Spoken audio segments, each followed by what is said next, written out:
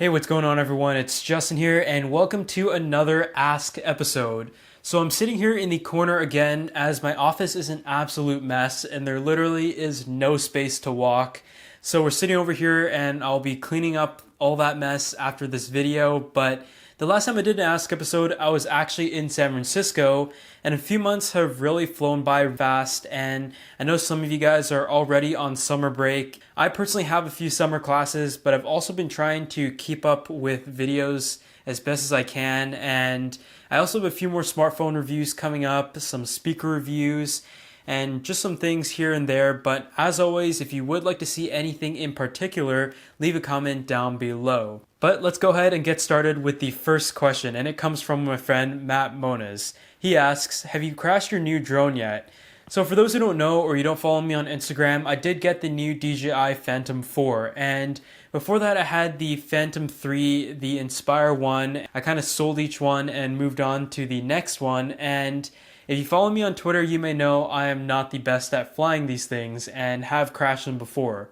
The Phantom 4 came last week. I really think it is the perfect drone for someone like me, as the Inspire 1 was nice, but it was too big, and the Phantom 3, in my opinion, kind of just felt like a toy, and the Phantom 4 is built much better. It fits in its nice small case that is included. The battery life is a little bit better, but most of all, it does have object avoidance. I haven't actually flown it yet, been pretty busy with school stuff, but I'll probably try to get it out later today, and if there are any crashes, I will report on Twitter. Next question is from Dan from JTech, and he asks, what's the next major future or wishful upgrade to your office? So it's been, I think, 8 months now I've moved into the office in my basement, and once again, time has really flown by pretty quickly. I have made a few changes here and there, including the editing setup, which is to the other corner. I did end up getting rid of the Mac Pro and the 32-inch Asus display and going with a 5K iMac, and that has so far served me very well. Another thing I did change was the TV, and instead of the Vizio 55-inch, just last week I picked up the Samsung SUHD TV. That is their new line of TVs. I've so far really liked it, and if you would like to see a full review, be sure to leave a comment down below. And I definitely plan to also make a video on the editing setup and kind of outlining that, as well as the office theater setup. In terms of some recent actual things I've changed in the office though, aside from the products, I did add a rug over here and also added a Fatboy pillow, as there isn't enough space for a couch. So kind of just a chilling area to watch sports, the playoffs, hockey, basketball, and play some PS4. But in terms of actual changes to the office, the ones I would probably move on to next is adding some more art in the office, but also creating some more sets for the videos, as it does seem to get old after a few videos where the set and the layout is exactly the same. So I hope that answers that question. The next one comes from Matthew Craig, and he asks, could you please show pics or a video of your BMW and tell us a bit about it? So I did get a BMW X1 2012 used back in August, and I have posted some pictures of it here and there when I was doing my photo tests for a few phones, but other than that, I really haven't talked about my car. I'm not someone who likes to take a whole bunch of pictures and post them on social media of it. I have really enjoyed the car, and although some may say it looks a lot like a soccer mom's car, it has really served me well. It has a lot of cargo space, which allows me to carry all my gear when I'm going on road trips, whether it's the drone, the video recorder, the cameras, and I wanted a car that was going to be fun to drive, but also has a decent amount of storage space. But in terms of kind of talking more about it, I will probably do a car tech episode sometime soon, just outlining what I use in the car to suit my tech needs, including chargers, backup batteries, car mounts, as there is a ton of them out there, and also the speaker upgrade I made to the car.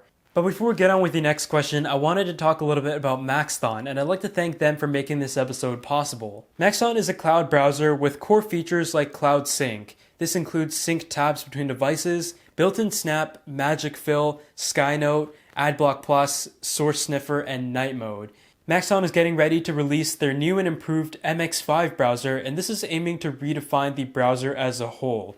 It's going to be a service-oriented browser improving users' efficiency. There's only 100,000 slots in total, and once all of them have been taken, they will launch the new MX5 browser. After playing around with their browser, I definitely enjoyed the experience and thought it was something pretty cool, so if you would like to check it out for yourself, the link will be in the description section below. The last question comes from Jack McCorkle, and he asks, thoughts on the future MacBook Pro?